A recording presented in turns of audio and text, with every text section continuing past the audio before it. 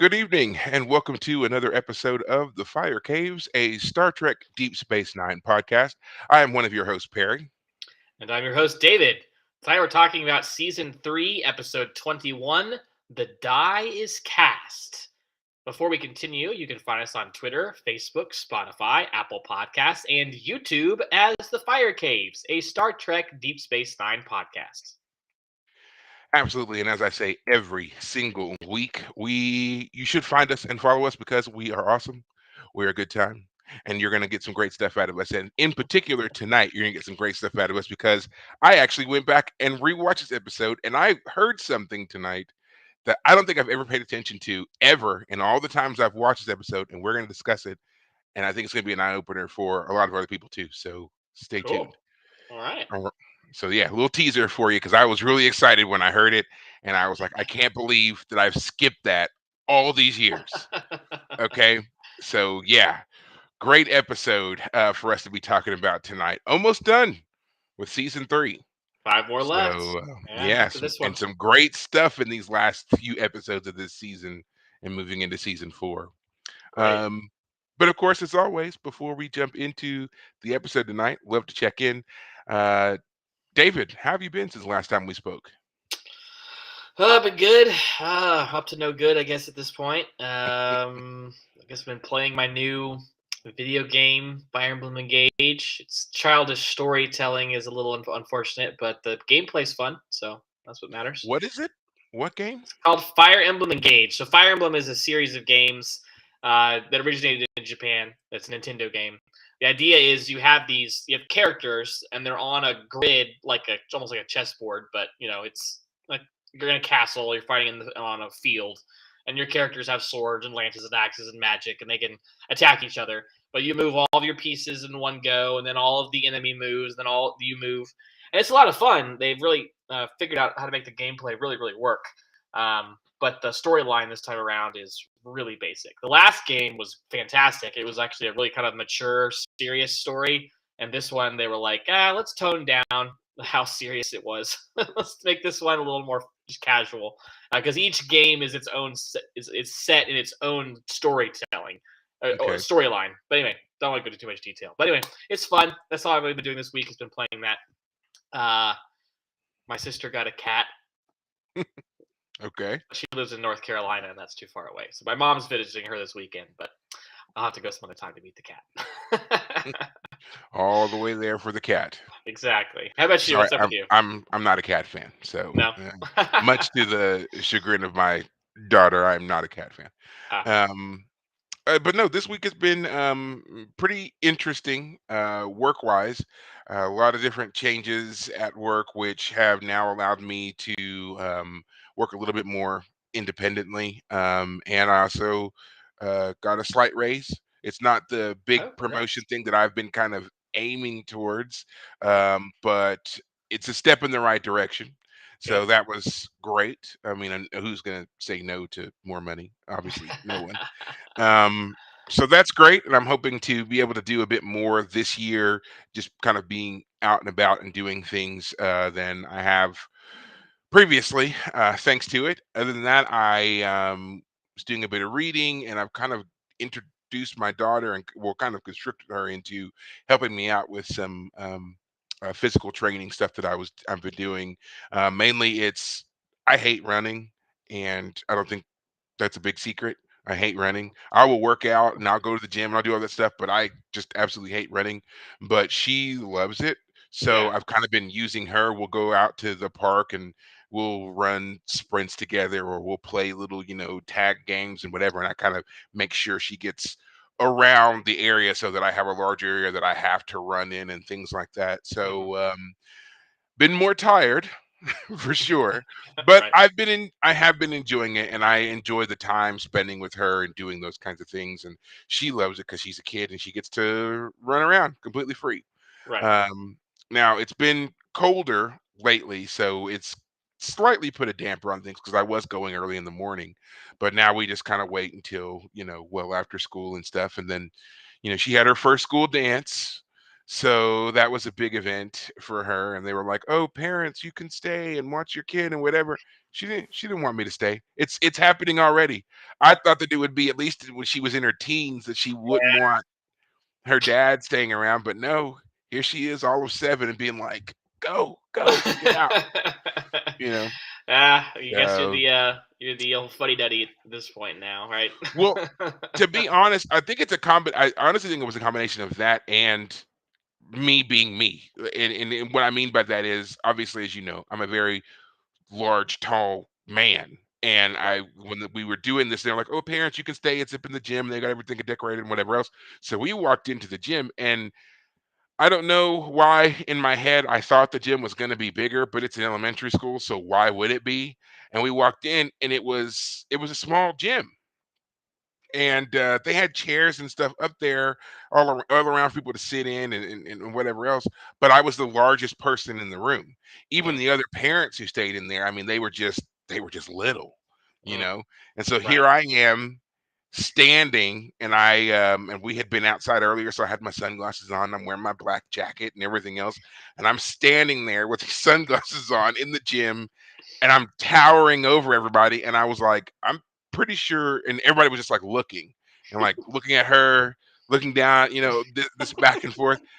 And I could kind of get it. I was like, yeah, and all the kids are just staring at me and whatever else. And I was just like, I get it. Yeah. I'm not supposed to be the center of attention in this situation. So yeah, I was like, okay, I'll leave. I'll get out of here. So, but yeah, I think it was that. And then of course, yeah, just, I'm dad, and dads don't, you don't want your dad around when you're trying to dance with your friends and whatever else. So whatever. It's fine. I understood, wanted to have a good time, so I Yeah. left. Very good. Um, but than that, yeah, pretty solid week overall, and hoping that the next one is more of the same. Yeah. Very good. I am coming along a bit more in reading of the book. Hopefully, I can get deep enough into it that for our next After Dark, we'll be able to talk extensively and I want to watch some more of the episodes of the show. And Yeah. then I keep meaning to start The Last of Us. Haven't started it yet. Have you seen it? Have you watched it at all? I haven't. I didn't ever play the games. I know the basic plot line of the games. I think I know all the the twist at the end of the first game. I know what happens Well, don't there. well don't Yeah, tell yeah, me. yeah. I don't know You don't anything know. about it. You don't know anything. I Good. All right. I I know won't say it. nothing Great. about it. Good. I'll be curious to see if they follow it and you tell me what you think.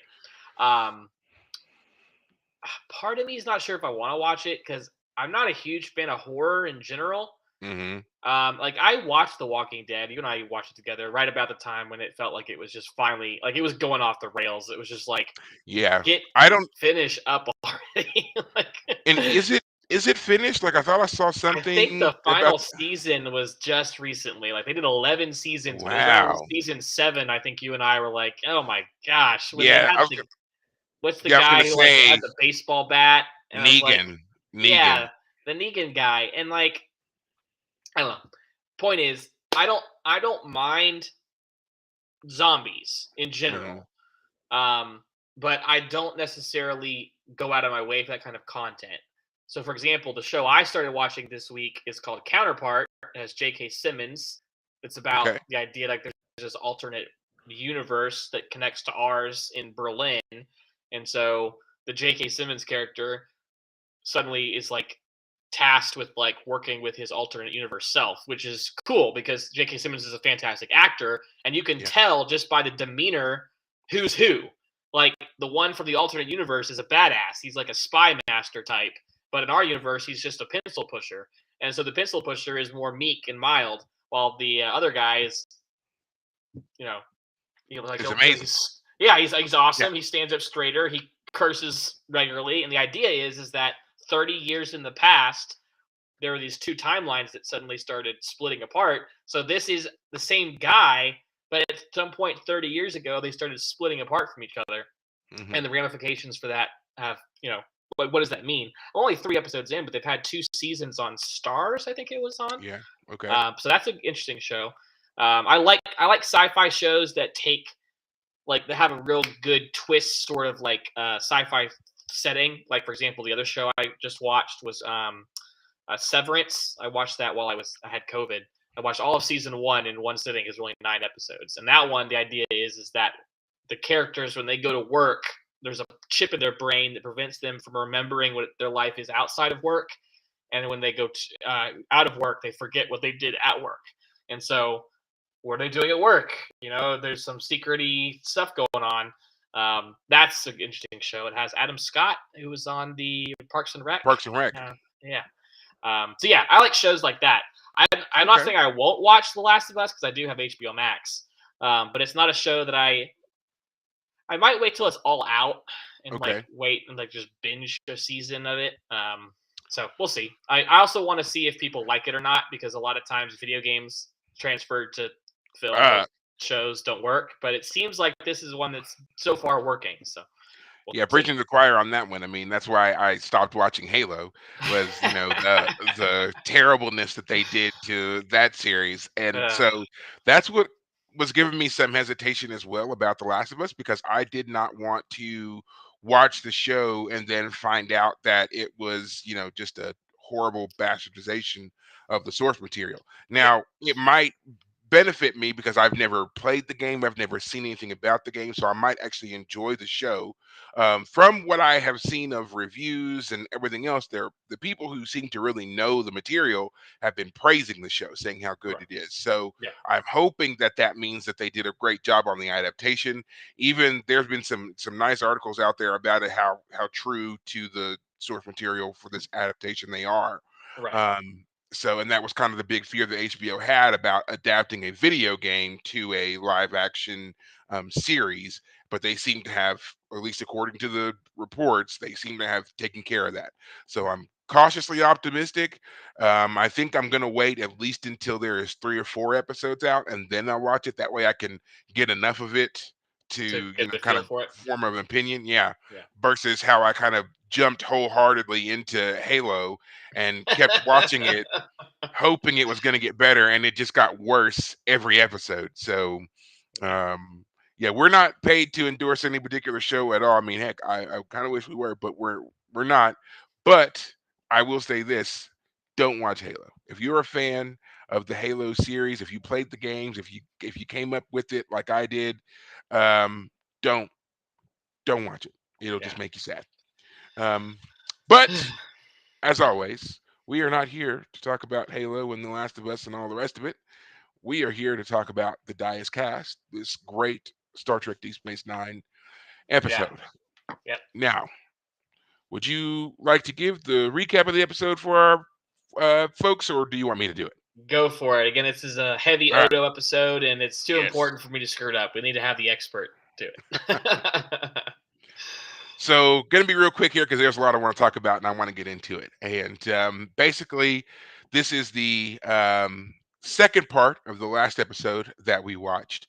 And even though it doesn't say part 2 from Improbable Cause, it's Dias Cast. This is the only episode in Trek that was ever a 2-parter that was not named part that 1, way. Part 2. Right. No part 1, part 2. Right. But this one basically starts us off with kind of giving us our own little summation. We know that Garak and Odo are effectively missing.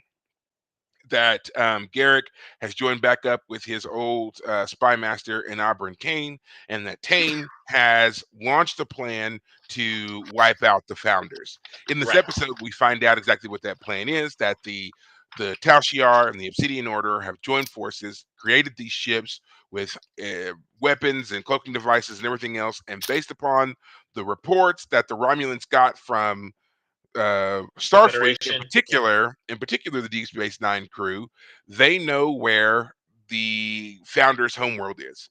And the plan is to basically sneak up on the homeworld and blast it to bits. Now, Odo has effectively been turned into a prisoner, and Tain believes that Odo, despite his openness in his communication through his reports to the Federation, he still believes that Odo may be holding on to some information which may prove pertinent to their mission. So he is now tasked Garak with torturing and questioning, I should say, Odo to get this information. Now, Garak is a little bit hesitant at first, but he recognizes that if he does not do this thing, then Enabran Tain is never going to trust him. And that really seems to be Garak's whole MO right now. He really wants Tain to trust him and believe in him again. Right. Um, Now back on Deep Space Nine, a message from an Auburn Tain has been that was broadcast to both the Romulan and the Cardassian people has been intercepted and delivered to the Federation, and they now know Tain's plan as well. There's a new admiral that's floating around, Admiral Todman, who relays his information to Cisco and company and telling them what Tain's plan is. And he says that, if the mission is successful, Bajor could be in danger of some last ditch strikes by the failing Dominion if they Yeah. fall. Yeah. He tells Cisco to stay put on Deep Space Nine, keep the Defiant at the ready, so that in the event something happens, they can respond. Cisco's pretty much like, yeah, screw that, not gonna do that. I'm gonna go and get my missing officer. Right. He asked some people to volunteer for the mission, and of course, everybody volunteers because they're all a bunch of badasses. Right. And so they get on board the Defiant with this new security officer, Eddington, in Yep. tow. They get on board the Defiant. They go into the Gamma Quadrant, and just as they're starting to make their way towards the Founder's homeworld, all of a sudden the ship decloaks. Turns out that the cloaking device has been sabotaged by none other than Security Officer Eddington. Eddington is now reveals that he has been following orders directly from Admiral Todman, which were to keep Cisco and the Defiant in the Alpha Quadrant, protecting Bajor. So Right. he's like, I don't mean to upset you, Commander Cisco, whatever, but I had to do this. I was under orders. Cisco's And now that angry, the cloaking device is down, this forces us to return to Deep Space Nine. right? But Because Cisco, they couldn't sneak through the enemy forces as they had planned. right? But But Cisco's like, Cisco's like, screw O'Brien, that, fix no. it. Right. O'Brien, you can fix it. O'Brien's like, it's gonna take 10 hours to fix. He's like, yeah, you got two. So off O'Brien goes, pretty steamed. They keep Eddington at his post because if they run into armies there or any engagement, they're going to need a security officer. So he stays at his post. O'Brien is eventually able to fix the cloaking device. I think it takes him 4 hours to do. He fixes it, and now they're able to cloak and head back out looking for Odo and Garrick in the runabout.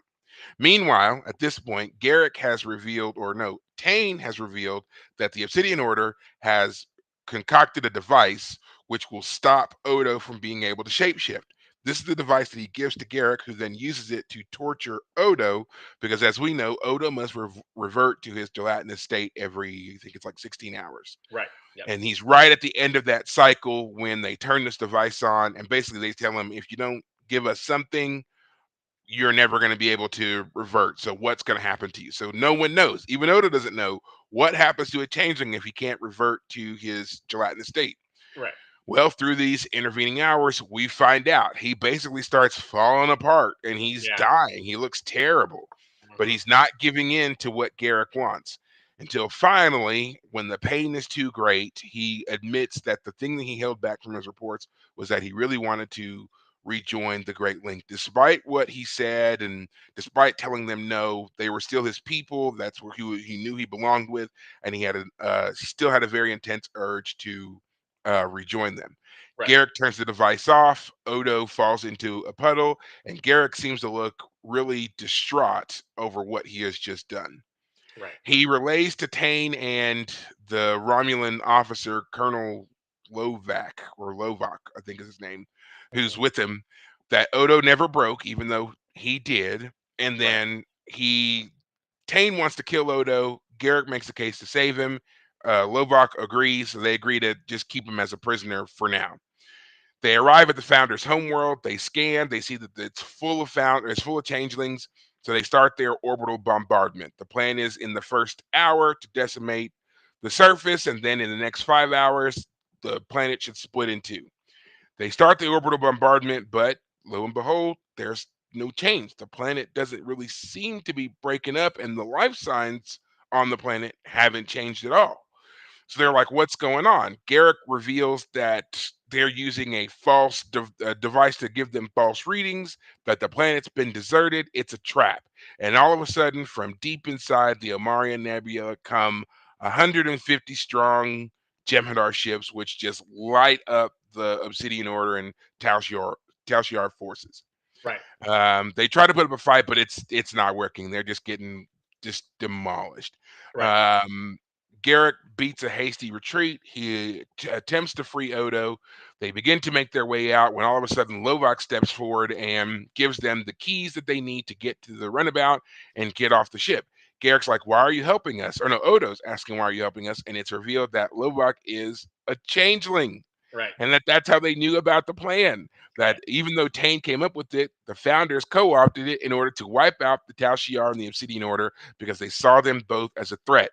But now that they've both been effectively eliminated, the only people that stand in the way of the Dominion taking over the Alpha Quadrant are the Klingons and the And the Federation, and Federation. they Yeah. don't believe that they're going to be much of a threat. So Garrick and Odo attempt to leave on the runabout. Garrick goes back to try to save Tane. Tane is completely lost it. He is Yeah. lost in his defeat. He doesn't understand what's going on. He just seems to really have just checked out. Right. He's refusing to leave the bridge of the ship, though, even though Garrick is begging him. Odo arrives, knocks Garrick Garrick over the out. head, pulls him onto the runabout, and they attempt to flee, but of course they're being shot at by all the other ships and everything else in the area. When lo and behold, just as their shields drop and they've got no more defense, the Defiant Defiant. arrives. Yeah. She decloaks, she blows up a couple of ships, she beams them aboard, and I'm assuming they just left the runabout behind to be destroyed because they Yeah. we don't hear anything else about it. It's just beam them up, runabout's there, it gets blown up, I'm assuming, and then they're back on they head back to the station. Yeah. And back on the station, just as the episode is about to end, Garrick is seen kind of picking up the pieces of his shop, and we are left to assume he's going to reestablish his tailor shop. And Odo establishes that he and Garrick are going to start having breakfast together. Even though And Odo doesn't eat even though Odo breakfast. doesn't eat. So that is essentially it. That is essentially the episode. And Yeah. there are some great things in there that we're going to talk about. But yeah, that's it. And if you want to know more, go watch the episode. You can watch it all exclusively on Paramount Plus right now. Every single episode, you can go and enjoy that and then come back and listen to us, whatever you want to do. But I strongly suggest it because it's a great show and you're going to love it. Right. But David, first time watching this episode, what did you think? Yeah, it's a good one. Yeah, it's I can see what I was reading online is like this episode truly is a turning point in the storytelling of Deep Space Nine in terms of Mhm. whatever comes after. This is important in that. I mean, the Dias Cast is a great title if that's true. Um, I we find 100% out, agree. yeah, 100% agree. It is eh, what's it, a linchpin, a pivotal moment. This is it. This is what I was talking about. This is the beginnings of that overarching story of Deep Space Nine, where they've laid that foundation right here. It starts here. So yeah, Dice gotcha, is Cast is a perfect title for this. got it. Yeah, we learn a lot about Odo. We learn, well, I should say a lot necessarily. We learn about Odo, what happens when he can't transform. He becomes this deathly creature. I mean, he looked horrifying. He looked Um, awful. He the looked makeup absolutely was, awful. yeah, they like made his like gaunt, like his cheeks had like those that gaunt teeth like look to them. He was black and Mhm. he was peeling away.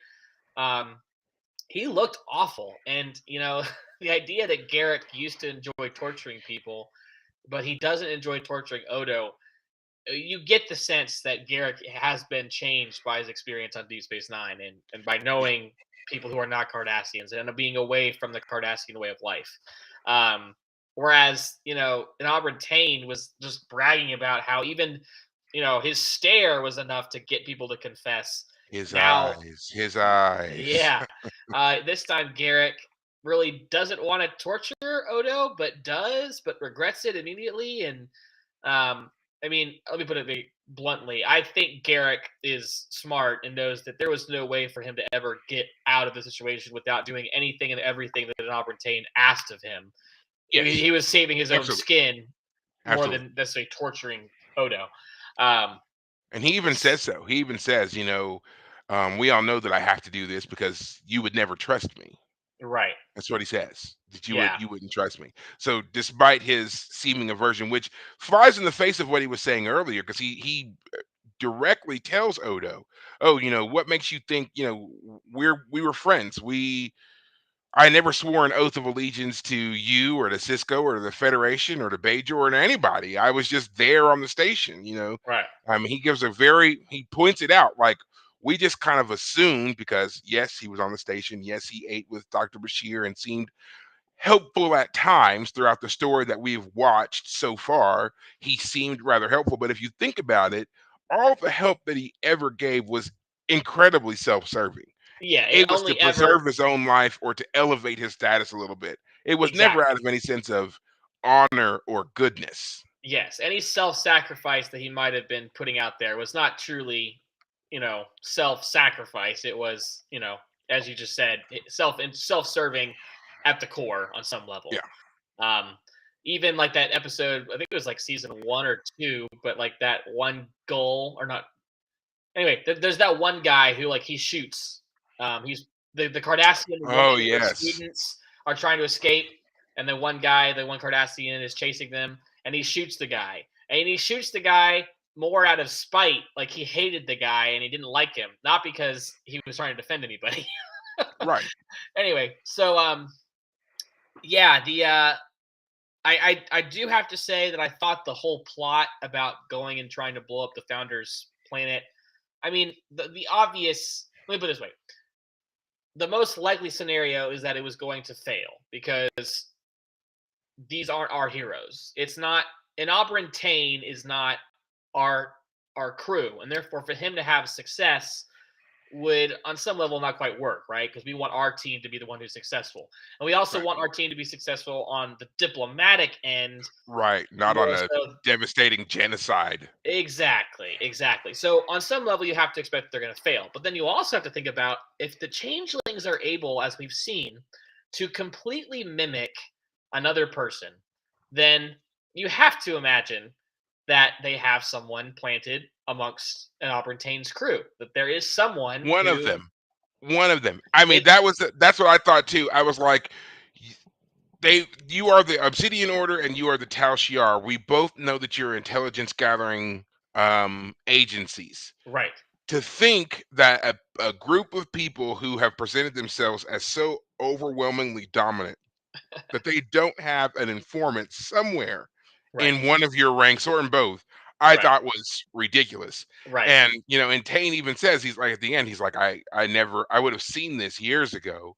These Right. these shapeshifters, these founders are more devious. We should be more careful.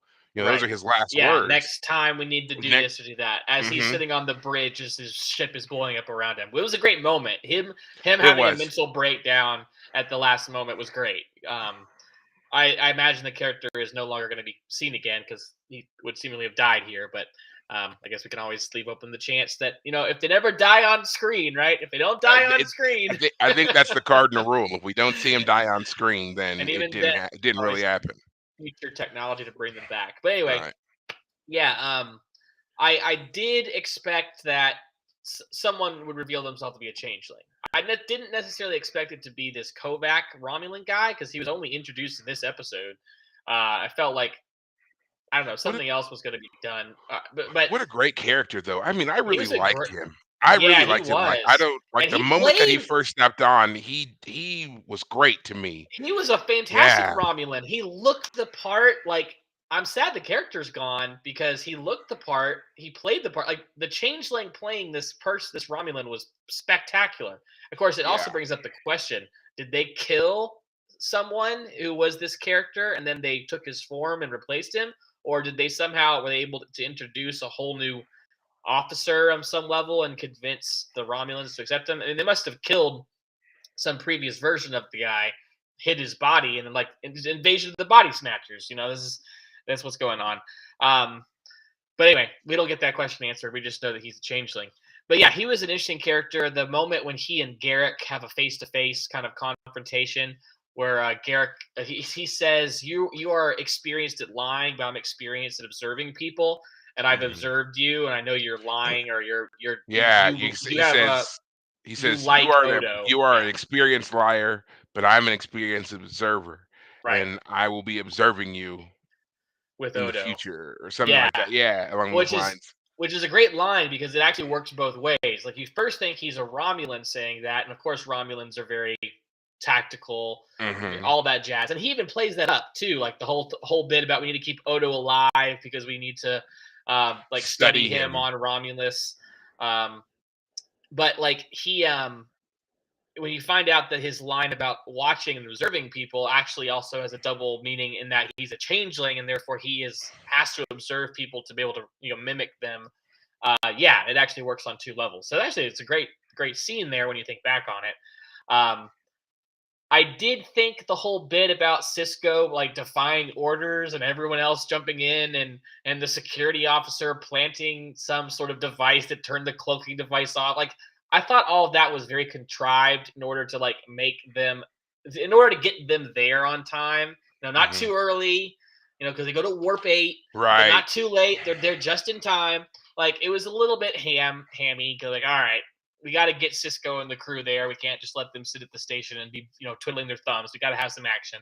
And to be very fair, that last part of the episode, the space battle, fantastic. Like I was waiting for a space battle the whole episode. I was like, this whole thing is supposed to be about a space battle. Why don't I have a space battle yet? And then it's at the very end. Of course, it's the climax. So yeah, it was great. Again, the whole idea that the character would sabotage the cloaking device, but only after they've already left Deep Space Nine. I mean, not that he'd already done it, but it only takes effect after they're in the Gamma Quadrant. It True. reveals them because they come out of cloak, so that's actually dangerous. Like they're stopping someone from doing something, and then there's like if you were trying to stop a ship, you don't punch a hole in the ship, let it take on water, and say you've accomplished your mission. Like that would seem to be a little too much. But anyway, point is, I thought that was a little bit much, but I do love that final line where Todman, the admiral, says, "If you ever do that again, I'm either going to court-martial you or promote you, and either way, you're going to be in trouble." Yeah. Great line. I think it was a little bit too much kind of forcing all of the like the plot elements to get to that great line, but it was still a great line. So I'll let a lot of it slide. Um, And it's a yeah, play up of a lot of things that you see in Trek in the past of officers who kind of go rogue but for the right reasons, and then in the yeah, end it's just like exactly. you were you disobeyed orders, but the end result was a net gain for the Federation. Right. So we're gonna we're gonna skip over the court martial And part. to be very fair, if Cisco hadn't gone and the Defiant hadn't been there to witness the absolute destruction of the Cardassian Romulan fleet, there would have been no survivors, and they would have just been a black hole that these ships went into the wormhole and were never seen again. Right. But now we have information that yeah, Odo and Yeah. Garrett can tell us what happened. And that's very true too. Like the Defiant showing up and witnessing what the destruction of the Obsidian Order and the Tal Shiar, it also gave them a chance to really reassess the threat that the Dominion posed. Because remember, when Todman first reveals to everybody the plan that Anand Brentane had, because they had intercepted the communique, even Todman was saying their plan has a very good chance of succeeding. So Right. everybody was kind of betting on this combined coalition to succeed and to eliminate the Dominion threat. Right. Now, all of a sudden, we have valuable intel and scans of the Dominion and their true power. We Right. didn't know exactly how many ships that they were operating with, but now we know they have at least 150 not too far away from the wormhole. Yeah. So we know a whole lot more now thanks to Cisco going and saving Odo and Garrick. Right. And yeah, I mean, I think that's why again it kind of looks at it as you saved your officers, sure, but you also gave us valuable intel about a new threat that's just on our, back doorstep here. So Right. yeah, that's another reason why they might have been like, let's overlook this because Cisco is in the prime position to be their point man on this Right. in the future. So and now he's got a great ship, he's got a great crew, and he's got all these people now who have this knowledge and experience that no one else in the fleet has yet. Right. So yeah, a lot Yeah. of great stuff that came out of him disobeying the order. Yeah, I Um, really wish that instead of him disobeying the order, I wish he had just challenged the admiral. Like he does, but the admiral just shuts him down. He's like, "I'm going rogue." I wish instead he had just challenged the admiral and said, "Hey, look, we gotta. I have a cloaked ship, so that I have a reasonable expectation that I can get in there and just observe what's going on and hopefully rescue my officer. If we let them do this without any knowledge on our end, we have no reason to expect they're ever gonna, share any information with us. They've already cut Right. us out. They even tried blowing up the station at one point. We have to know what's happening. I wish he had just made a pitch about going as opposed to everything else. And then I'm fine even with the cloaking device failing and O'Brien having to fix it on the fly. I just felt like let me put it this way. I never trusted this new security officer. Yeah. It's like, No. I mean, the Nothing camera about him. always, the camera always did a good job of always putting him in the middle of the scene whenever oh, Yeah. here's Kind of this give it character. away. Yeah, Gave it like, away a bit. hey, yeah, exactly. So anyway, and don't get me wrong. I'm not saying they were wrong to do that. I'm just saying that because they were making sure to signal those things to us, it also meant that the reveals weren't always as compelling. Anyway, um, so yeah, this was a fun episode. Action, and I'm glad there was action because I feel like Deep Space Nine should have more action, but it seems to miss out on some of that. But this one definitely gave us a good bit of it, and like, yeah, we got to see some Romulans, trying to fight. Like we're on the Romulan bridge. That's pretty Yeah. new as far as I know. Yeah. I So mean, get to see a Romulan set, Romulans up close, Romulan clothing, which is just terrible. But yeah, and then I love those again, eyebrows though. Those upward going eyebrows. That's such a the brilliant it's yeah, idea. because it's like I mean, it's Vulcan, and yet there's the more prominent brow ridge, and they've got an extra bit, little extra bit on their foreheads as well, along with the pointed ears and everything else. They look more severe, more hawkish, Mm-hmm. which fits Mm. their overall demeanor, Yes. Yeah. and real quick, the actor who played Lovak was Leland Orser, who is actually a pretty famous character actor. You've probably seen him in just about anything you could think of in the past 30 years. I knew Yeah. that the voice sounded familiar, and I just took the second to look him up. He was on ER. Of course he was. Of course he was. He was on a bunch of other shows. I mean, again, ER, CSI, Law and Order, X Files, just name it. He was in The Bone Collector with Denzel Washington, Pearl Harbor. Yeah, he's a prolific character actor for sure. Right.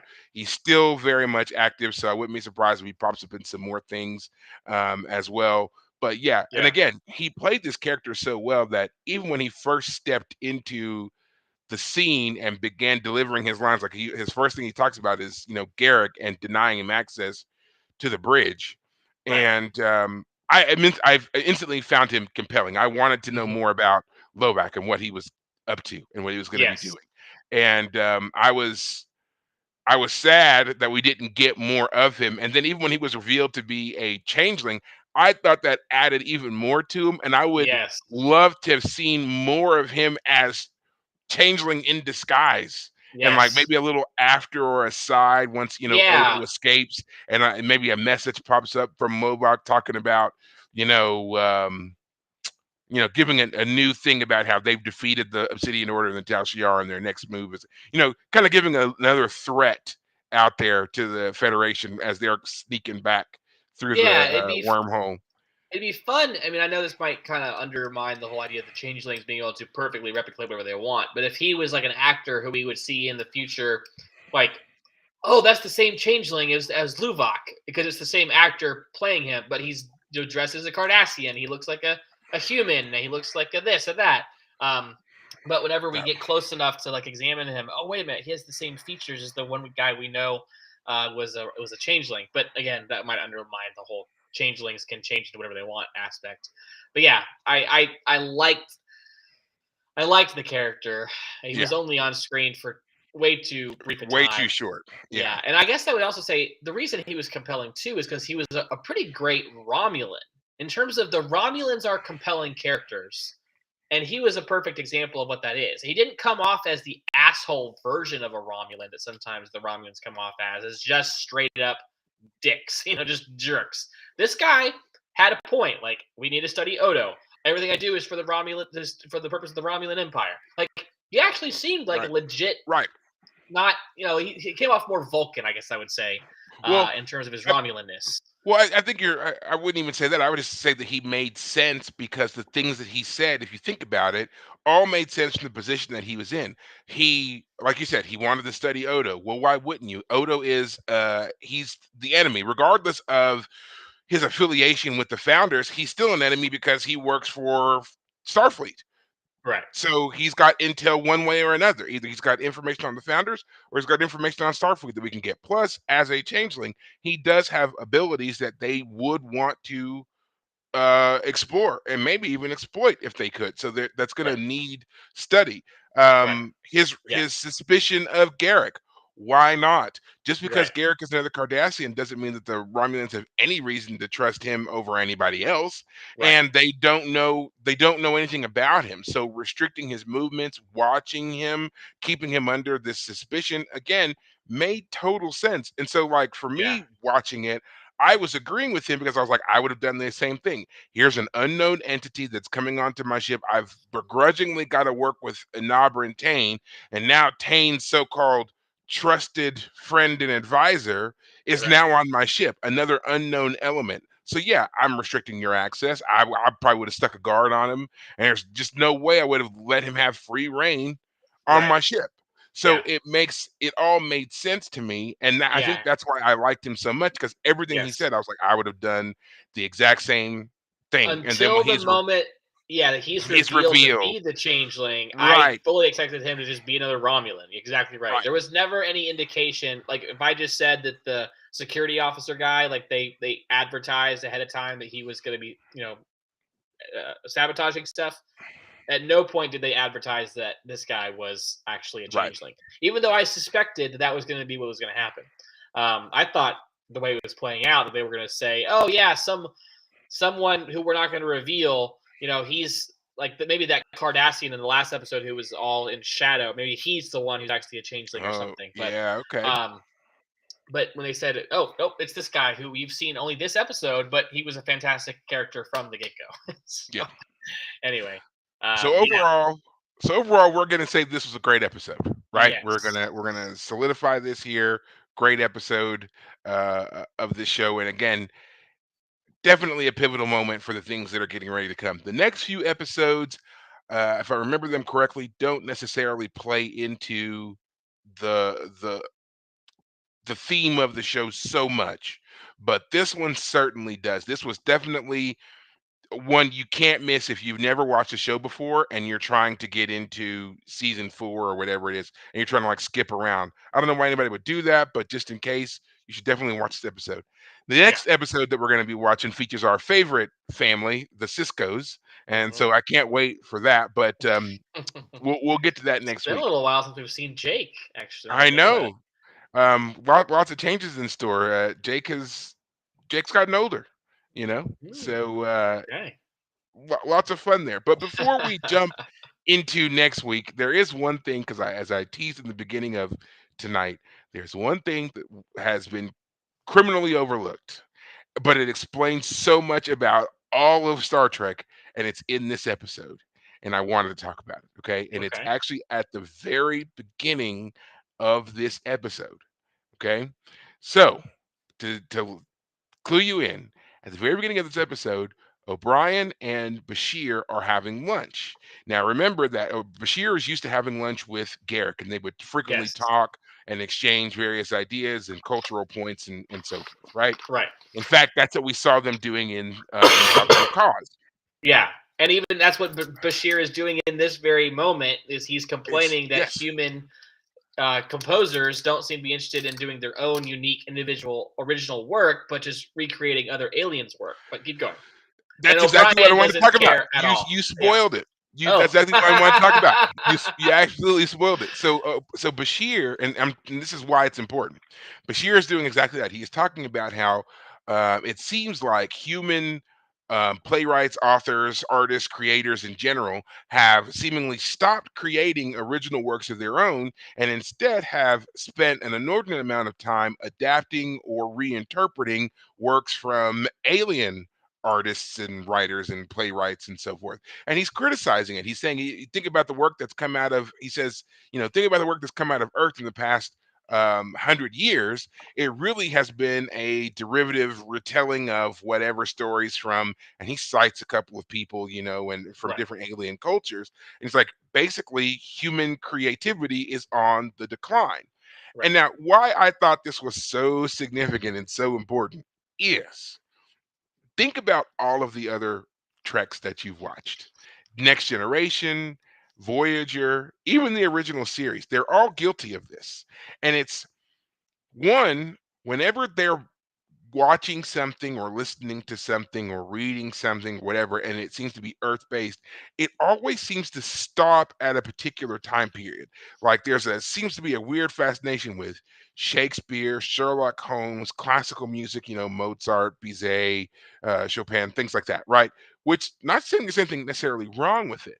But this statement by Bashir seems to clue in that it seems like the desire to create new and original human works has been on the decline and almost going the way of the dodo after a while, right? Yeah. And so it Mhm. seems like there's more interest in alien stories, alien culture, alien things. And so humanity has stopped producing its own stuff and is leaning more towards this, which is why when they make references on these shows, it's either something from that classical Earth period, which for them would be 1,000 years ago or whatever. Right. Um, and they always throw in another reference, which is typically an alien reference. And in all my years, I've heard people talk about this, and they're like, why do they do that? And of course, we know out of universe, the reason that they use things like Mozart is because it's free use stuff now. It's all public domain stuff, and they don't have to pay Yes. for it. We know that. Right. But this was a great little drop in that would explain in universe why there isn't any new references of something from a human creator in the 22nd century or the 23rd century, Right. because it seems to be, as Bashir states here, that around 23rd century all of that seemingly stopped. Right. Huh. So I just found that so interesting. And I mean, like, seriously, I stopped and I was like, you know what? I've watched this episode countless times. I don't think I've ever actually legitimately paid attention to that opening conversation at all, other than the fact that Julian was talking and O'Brien was stuffing his face. Um, I don't think I'd ever paid attention to it at all. But for some reason today, when I was watching it, it just struck me so as such an obvious explanation for why in all the shows, and if you go back and seriously pick any of the shows, Next Generation, Voyager, even Discovery, they all do it. They make references, but it's typically like it's like a one, two, three, right? So they'll make a reference to say um Mozart, Bach, Mozart, and Beethoven. Yeah. right? Or no, they'll do like Mozart, Beethoven, and then they'll throw out a third and it's an alien reference, Right. right? Okay. Right. Right. Right. And that's how it'll be. Or they'll say the works of Shakespeare, Hemingway, and third alien, whatever, right? Right. Every time, every time it's dropped out that way. And no one really understood why. And I feel like this is a great explanation for why. This is a And good in universe explanation for why. Yeah. Yeah. Yeah. yes. So it's a stupid plot hole. Or not, it's a stupid plot hole for the other shows, and I love how it was finally filled in this Deep Space Nine episode. And I don't think anybody's ever paid any attention to it.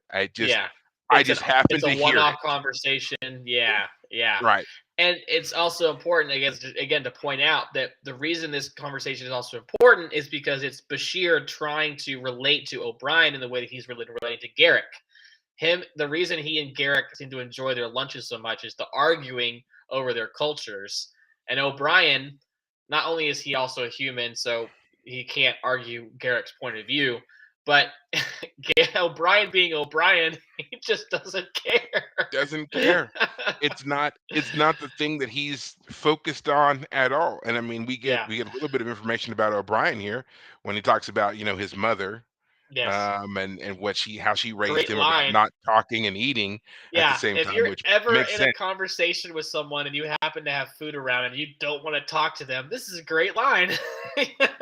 Oh, I'm sorry, man, but my mother once said, you can only do one thing at a time, either eat or talk. or something, whatever the line was. But Yeah, I mean that's essentially it. If you try to do them both at the same time, you end up doing neither very well. that's the Is line. essentially There what it she says. is. Yep. So, Yeah. um, And I yeah, love that O'Brien, like Bashir's like, hey, what did I just say? Did you hear anything I just said? Yes. And what do you think? I about what? don't know. Right. About what? I don't About what? know. Right. It's great. He's like, look, you said you wanted to have lunch. We're having lunch. It's great. And he apparently is just ravenous because the man does not stop eating and he's just shoveling it in, Which man, is just going funny for it. because in last episode, Bashir was shoveling food in, and Garrick was saying something about human beings still having a fear of loss or not having enough, and it Mm, would seem that O'Brien is maybe fulfilling that prophecy. Maybe a, I think a Garrick little too was just much. over. Yeah, I think Garrick was just BSing, obviously, Well, but Garrick might have been a little oversensitive because he was preoccupied. Because as we now know, he wasn't really necessarily interested in lunch that day. He was buying time for the explosion to go off in his shop. Had he not stayed and drawn out the lunch a bit, he would have been in the shop at a probably deeper in the shop when the explosion happened and probably would have ended up hurt. He didn't have a reason to be anywhere else unless he was with the doctor. Because right, as we now know, he never went anywhere. yeah, And when he did go places, he typically was with Dr. Bashir. So if he was anywhere other than his shop when it exploded in the middle of the afternoon, people would have been suspicious as to why he wasn't in the shop. yeah, So this is that was what that was. It was less about lunch and more about giving him an alibi in right, that sense. Now yeah, in this one, it's very clear that to me that O'Brien is both very hungry and doesn't care about whatever it is that Julian is going on about. yeah. But I just Those loved two it are an odd couple for sure. for sure, like how their friendship actually works. I mean, it's It clear that doesn't. They just yeah, they just forced it to work. It has to work by necessity, and so it works by necessity. right. But yeah, Goodness. I challenge anybody go back and watch that particular scene and listen to what he says there. And it's again, it's only like the first 3 minutes of the episode, Right. but it's such a great explanation for why there is a lack of references to other human creations in that time span. Because that's what people typically ask. It's like, why is it that we never hear of rock bands or musicians or whatever from the 22nd or the 23rd century or whatever it is? Because obviously Next Generation, Deep Space Nine, Voyager, all being set in the 24th century, Right. that we have that gap there of time as to what actually happened in those particular centuries. We don't. There's no show for that. Right. Um, you know, Discovery was mm, I'm not gonna say that Discovery was ever gonna toe that line, but that was kind of in there a little bit mixing things up. But now they've jumped all the way to the 31st, 32nd century. So now we got an even bigger gap to fill. But this explanation still would work for them too as to why now, if all of their references were just alien cultural references, as they're Right. trying to catch up on time, and why there's nothing, because humans seem to have stopped creating new things, which, you know what? If you think about it, it actually makes a lot of sense and it tracks with how we are in society today because I feel that way already. I feel like we don't create new things anymore. Everything is just a constant retelling of the same 5 or 6 stories. And we've talked about that here. If I have to watch one more Batman, Superman origin story, I might lose my mind because we've seen it so many times. But I Yeah. mean, the retellings of Romeo and Juliet, or pretty much any Shakespeare anything Yeah. being done again and again. Heck, even this episode had elements of Julius Caesar here with Inabra and Tane being unable to see that his downfall happened from an internal source versus an external one Yeah. is here. So it's just this constant retelling of the same types of tropes, types of I stories, actually nothing want being to point created out, again. you probably know this, but I'll just go ahead and say it. Yeah, Romeo and Juliet, Shakespeare's Romeo and Juliet was actually a plagiarism by Shakespeare of I think Italian something or other. I don't know if it was like an opera over there or whatever. But like, yeah, he borrowed that story too. So see, yeah, everybody does it. Yeah. And we've been doing it. And so Hmm. the idea that when humanity finally reaches a point that we have contact with other cultures and they have truly unique stories that are, well, for lack of a better word, truly alien to us, the Hmm. desire to adapt those stories to our culture would be impossible to ignore. Truly, think about that. Truly new, unique, original stories. Right. I can't think of a better draw. I'm so tired of reboots and remakes and reimaginings, and then them all. It would be different if they were good, but Mhm. they all seem to fall so short of the original over and over again. They get worse and worse.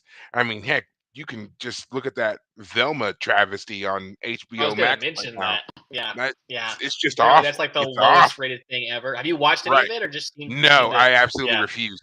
Yeah. I've seen clips. I've Yeah. seen everything. I've seen the promos, I've seen clips, I've seen when it pops up and they do like, they try to make you watch like 2 minutes to entice you into Yeah. watching the episode and everything else. Here's the I've first seen two that, minutes of yeah. and it's awful. It's Yeah. awful. I can't stand any of it. Yeah. I Making I know fun the of people. other Yeah. characters is not funny. If it's a joke, that's not usually funny.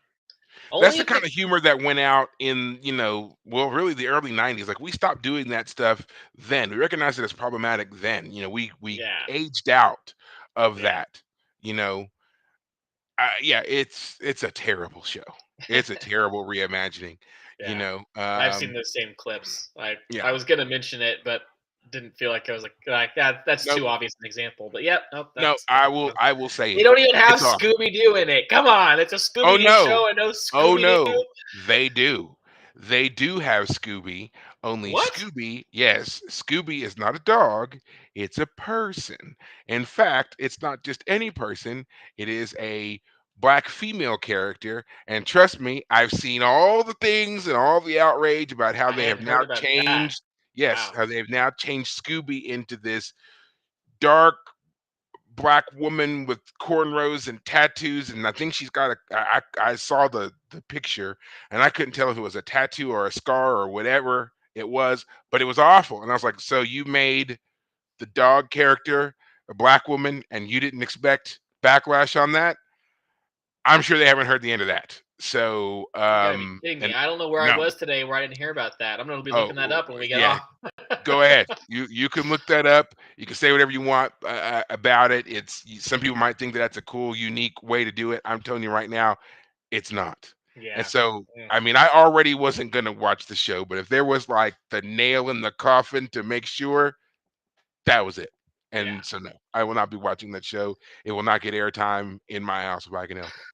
So, oh, Oh wow, that was a terrible. tangent. We went off on a weird little Hey, detour there hey, for a but minute. no, not really. I'm just saying Actually, no, it tied it's into your back. point. Yeah, Yeah, yeah, it tied in. Yeah, that all we do anymore is we retell the same stories. We see the same movies get made over and over again. They talk about this decline in our box office, and they blame it on not being able to make revenue, and the movies aren't making the same money they used to be making 30, 40 years ago. And it's like, well, because y'all keep telling the same four stories over and over again. And now it's starting to leak even into television. The number of shows that ended 30 years ago, and now you're rebooting them, and it's there's nothing there. There's no reason to do a reboot of that particular show. You're not right, giving me something new here. It would be different if it was a continuation of the right. show. I would like that. And for a reference on that, like I was a big Frasier fan, and that show ended 20, 30 years ago, and they're talking about bringing that show back. And it's everything from what I've heard, from a reboot to a continuation. I hope that it's a continuation of the storyline. That would at least be a little bit more palatable Right. than thinking of it as a reboot of that show. That show was great as it was. Trying to redo it makes no sense to me. Just Yeah. either continue it or don't do it. I know we've already Um, talked about the show Bel Air, but they're doing season 2 of that one. That the grittier reboot of the and I the have Will Smith comedy. Yeah. Yeah, and I have no desire to watch it at all. It was a situational family comedy show in the 90s. Why are you trying to make a grittier, darker version of that show? That makes no sense to me. Like, Right, just I'm just that's all I'm gonna say about it. It makes no sense to me. right, I'm right. so tired of that, and I think a lot of people are tired of it, and we would like to see truly new content come out and not the same one note everybody's a sexy something or another with unrealistic issues garbage. All right, give me something else. Right. um I say that as I also am sitting here doing a podcast about a show that ended 30 years ago that I'm still obsessing over. So Hypocrisy, thy name is self. yes. Hey, I am well aware of my flaws, all right? I'm well aware of my flaws. I'm Right, not in any way saying I'm a perfect person. right. I'm just saying if you want my money, give me something else. Yeah, yeah. Well, I did. There were Well, two other small little scenes I want to yes. quickly just hit up. I like the scene where Cisco Kira gets up. She's O'Brien's fixing stuff on the cloaking device. She gets up and Cisco stops her and says, "What are you doing? You gotta go help O'Brien." And she's like, "No." And he's like, "Yes, you are." And he's like, "Ah." And he's like, "If O'Brien needed us, he'd ask for us. You just get in his way.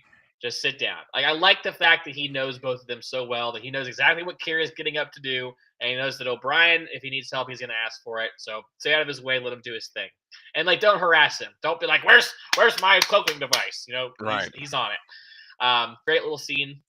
And then finally, that final scene at the end with Odo. It was greatly shot too. We didn't mention that it's shot with Odo completely in the mirror in the background. So Yes, you're right. We yeah, did not so mention. Garrett goes into his blown up shop. He wipes off the mirror. And Odo is kind of hard to see. He's basically a voice. Just you can see the mirror, but he's basically hard to see. And they have like a whole conversation. Part of which is, uh, Odo saying, we gotta, Quark wasn't in these episodes. Quark No. wants to open up a shop here, but we think we should put a tailor shop would be good here. And Garrick says, the sad thing is, I'm actually a very good tailor. Yes. So it's two outcasts. If we think about it, Odo is outcast from the other changelings. Garrick is an outcast from the Cardassians, and we got to see them bond in this episode, which Hmm. I think is fantastic because Garrick has been an interesting character, but he's been Bashir's sidekick this whole time, and the fact that Odo was the one that helped bring about some new elements of Garrick's character was great. We got to see more things about Odo as well. And I also want to quickly say that going back to the whole changeling was embedded in the Cardassian Romulan alliance. If the Cardassians and Romulans didn't know, like if Odo is the only changeling they've ever seen, and they think that that's as good as he could get to conform himself to a humanoid likeness, then it's understandable that they would think that they didn't have anyone in their midst. So I do think it's reasonable for them to assume that they didn't have any, saboteurs amongst them, but for them to be wrong, and the changelings that are actually more advanced know how to do it. And so I liked that they didn't ever say that. I wish they had kind of said, "Well, look, Odo here. I mean, anyone could see that Mm. coming from a mile off." Like, if they had made a comment like that, that'd have been you thinking something? I'm going to disagree with you Yeah, because we know from the episode Second Skin, where Kira was made to look like a Cardassian, that the Cardassians are very much aware of the ability for people to physically alter their appearance true. and be That's true. sleeper agents. That's So true. that does Yes, not give them a pass because they've done it. They've that's done right. it themselves. Ah, So well, it's once again their arrogance because they believe that while they can do it to others, no one can no one do could it to do it to them. them. And Well, I that's guess why they fail. even if that's true, which I think you're right, even if that's true, I guess the only other thing just to back up the point is that if they didn't think the changelings would be any more sophisticated than Odo was, then it's still hubris on their part, but it's an understandable hubris, at least an explainable hubris Mhm. in terms of storytelling. But they didn't do that, even though I expected something to happen. But other than that, I think I've had everything to say on this episode. It was a good Okay. one. It had action. Learned from Garrick. Learned about Odo. And Aubertane is dead, all kinds of fascinating future conflicts to look forward to. Yeah. Yes, absolutely. Now, of course, before we end this episode, just real quick, we are on the countdown to the third and final season of Star Trek Picard. It airs on February 16th, just a couple days after Valentine's Day. So settle in and get ready to watch the episode. If you have not caught up with that show yet, I strongly advise that you do. Regardless of what you've heard about the other two seasons, you will need to watch those in order to really enjoy season three, so they say. Um, there's a bunch of stuff out there about potential spin-offs and even a potential continuation just without Patrick Stewart. None of that has been confirmed at all. So don't, if you've heard any of it, don't buy into it. Don't start looking at it. Just come here because that's what I do in my spare time. And I will tell you what I found that is as accurate as I can possibly make it. I promise. You can Right. also check out a lot of this stuff and keep those updates coming to you if you subscribe and follow us on either Facebook or Twitter because I post stuff there about these things frequently. And again, I promise it's just Trek and sci-fi related stuff. I don't do any other commentary about culture or religion or politics or any of that stuff. It is 100% sci-fi all the time. So if you're looking for a place also to escape all of that, you're tired of the political scene of whatever side it is that you fall on, and you just want to kind of get lost in inane conversations and polls and whatever else about Trek and other sci-fi stuff, come find us at the Fire Caves, a Star Trek Deep Space Nine podcast. And you can Right. also listen to us anywhere you listen to podcasts. I happen to do it on Spotify. So until next week, take care of yourselves. Thanks, guys.